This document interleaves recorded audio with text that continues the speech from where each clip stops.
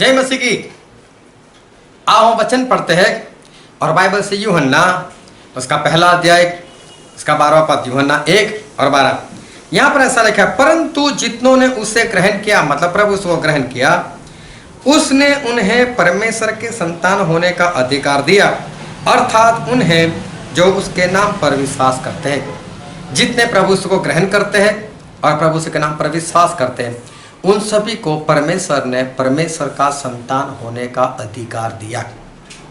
अभी बहुत सारे लोग यहाँ पर क्या समझते हैं कि हमने प्रभु को ग्रहण किया, हमने उनके नाम पर विश्वास किया, मतलब हम परमेश्वर की संतान बन गए। ऐसा नहीं लिखा आप संतान बने, ऐसा लिखा है संतान बनने का अधिकार दिया। आप परमेश्वर के संतान बन सकते हो, अधिकार दिया। अभी देखो अधिकार है क्या।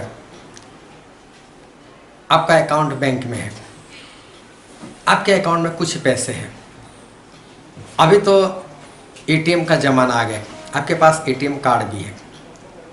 अगर आप एटीएम रूम में गए, आपने अपना कार्ड डाला और आपने पैसे भी भर दिए, लेकिन पैसे बाहर नहीं आ रहे।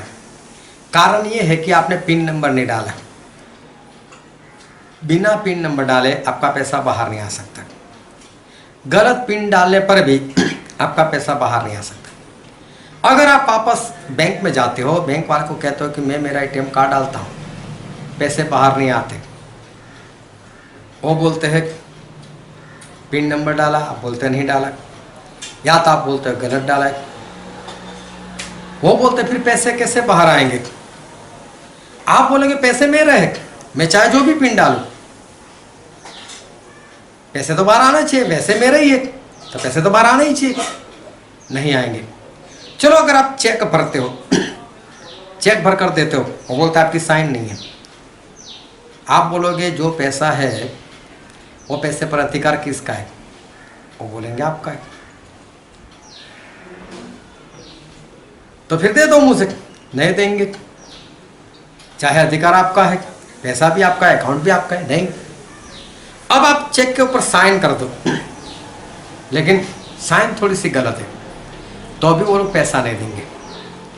देखो आपका ही पैसा, आपका ही अधिकार, लेकिन फिर भी आपको नहीं मिल रहा। क्यों? एक गलत पिन की वजह से, एक गलत साइन की वजह से।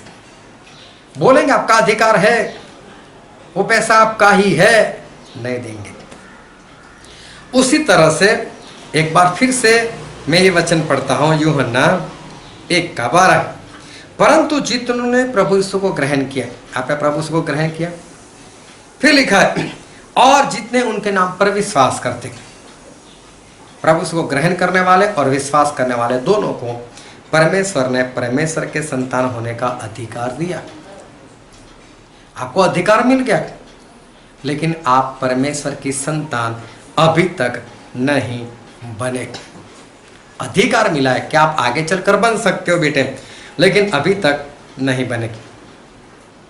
इंसान परमेश्वर को पिता पिता पिता ऐसे कहकर पुकारता रहे, लेकिन इसका मतलब ये नहीं है कि वो बेटा बन गया। वो तो बाहर जाकर, दो लोग जाते हो ना, बाहर जाकर जोरों से चिल्लाना पिताजी, दोनों देखेंगे तो क्या दोनों आपके पिता बन गए क्या? उन्होंने देख लिया, इसका मतलब कि वो पिता बन गए? नहीं, वो तो इसलिए देखेंगे किसकी आवाज़ थी, किसको पुकार रहा है। तो आपके पिता कहने से परमेश्वर आपके पिता और आप उनके पुत्र बन गए, ऐसा नहीं होता। लेकिन गलाती में ऐसा लिखा है, हम पढ़ते हैं गलातिया और उसका 4 अध्याय और उसका पद 6, गलाती 4 और 6। और तुम जो पुत्र हो, इसलिए परमेश्वर ने अपने पुत्र के आत्मा को जो है अब्बा है पिता कहकर पुकारता है, हमारे हृदय में भेजा है।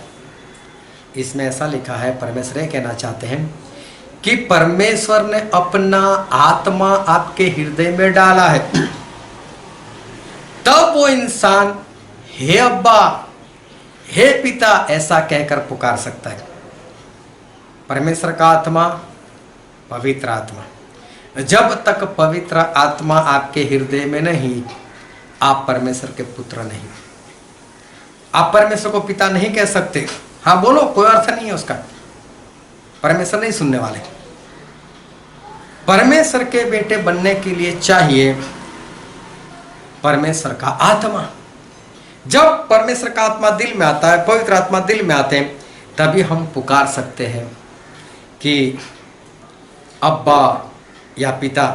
फिर यूहन्ना में ऐसा लिखा है, यूहन्ना उसका 3 अध्याय और उसका 3 पद, वहां पर ऐसा लिखा, यीशु ने उसको उत्तर दिया कि मैं तुझसे सच सच कहता हूं, यदि कोई नए सिरे से न जन्मे तो परमेश्वर का राज्य देख नहीं सकता। ये प्रभु यीशु ने निकोदेमस से बात की। अगर कोई नया जन्म न पाए वो परमेश्वर के राज को नहीं देख सकता। फिर 5वें पद में ऐसा लिखा, यीशु ने उत्तर दिया कि मैं तुझसे सच सच कहता हूं कि जब तक कोई मनुष्य जल और आत्मा से न जन्मे तो वह परमेश्वर के राज्य में प्रवेश नहीं कर सकता। जल और आत्मा से जन्म लेना वो है नया जन्म। जल मतलब परमेश्वर का वचन, आत्मा मतलब पवित्र आत्मा। जब आप नया जन्म पाते हो तब पवित्र आत्मा आपके अंदर आते हैं, और जब पवित्र आत्मा अंदर आते हैं तब आप परमेश्वर के सही संतान, सच में संतान बन सकते हो। और पवित्र आत्मा जब आते हैं उसके बाद बाइबल में लिखा है, रोमिया उसका 8वां अध्याय, रोमी 8, और हम पढ़ते हैं उसका 14वां पद, इसलिए कि जितने लोग परमेश्वर के आत्मा के चलाए चलते हैं वे ही परमेश्वर के पुत्र हैं। जितने पवित्र आत्मा के चलाए चलते, पवित्र आत्मा आ तो गए लेकिन फिर भी उनके अनुसार नहीं चलना, तो आप परमेश्वर के पुत्र नहीं है। पवित्र आत्मा अंदर आए, उसके बाद उस पवित्र आत्मा जिस तरह से हमको चलाते हैं उस तरह से हम चलेंगे तो ही हम परमेश्वर के पुत्र हैं, वरना हम परमेश्वर के पुत्र नहीं। जितनों ने प्रभु यीशु को ग्रहण किया, जितने ने प्रभु यीशु के नाम पर विश्वास किया, उनको अधिकार दिया कि वो परमेश्वर के संतान बन सकते। अब वो आगे बढ़ेंगे, नया जन्म पाएंगे, पवित्र आत्मा पाएंगे, और पवित्र आत्मा पाने के बाद पवित्र आत्मा जिस तरह से चलाएंगे उस तरह से चलेंगे तो वो परमेश्वर की संतान, वरना परमेश्वर की संतान नहीं। तो पिता पिता कहने से आप परमेश्वर की संतान नहीं बन सकते। उसके लिए पवित्र आत्मा चाहिए, और पवित्र आत्मा जिस तरह से चलाते हैं उस तरह से चलेंगे तो ही आप परमेश्वर की संतान, वरना परमेश्वर की संतान नहीं। परमेश्वर आपको आशीष दे। आमीन।